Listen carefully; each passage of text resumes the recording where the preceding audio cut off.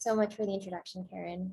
Hi, everyone. My name is Melanie, and I am a freshman at Stanford and also the co-founder of Oasis, which is a mental health nonprofit that builds physical and mental health rooms in public high schools. If you see my background, this is actually one of our Oasis rooms in Colorado. So while I was in high school, I helped my school district double the amount of money and allocation for school-based mental health professionals.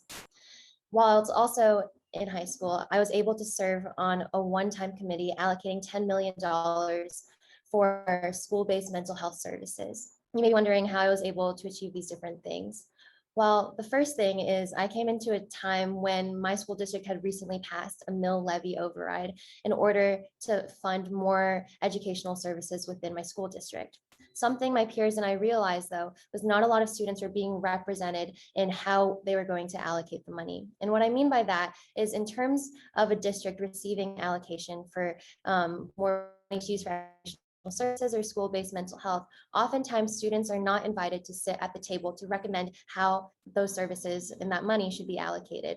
In that school year, when we had just passed the mill levy override, my school had experienced a suicide.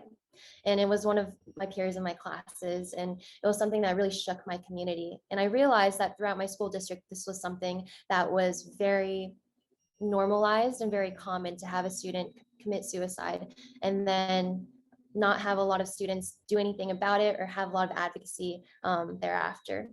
And I realized something had to change. And we realized because of this time that we were in, where our district was funding new educational services, we had to stand up and advocate for mental health as one of the biggest priorities for the financing to go to. So my peers and I, who founded Oasis with me, we showed up to almost every board meeting and Board of Education meeting to discuss and advocate for mental health as a bigger priority within the funding of how they would distribute this mill levy override. We advocated and we presented in front of the Board of Education for 3 months straight. We talked about how school-based mental health professionals would be a really strong need within our community because a lot of students who are suicidal or who face normal daily anxiety or depression really don't get to see their school-based counselors because of a shortage in funding that keeps them within a school.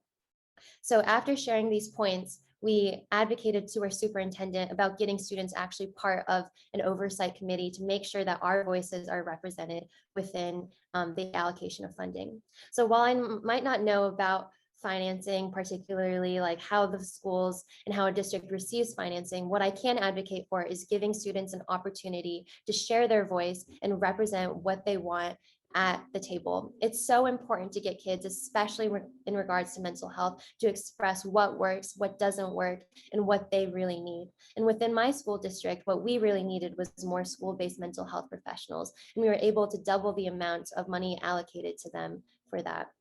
So I really recognize and advocate for any student who is feeling like they don't have a lot of power to show up to board meetings and speak during the open period, to kind of give their voice when asked and really advocate for a seat at the table. It's so important for kids to share and participate in these important conversations that will affect them on a daily basis. And for any policymaker, any legislator, any educator that may be listening, make sure you invite different voices that represent students, because they are the ones who are going to be feeling the tangible effects of the financing that you choose to allocate.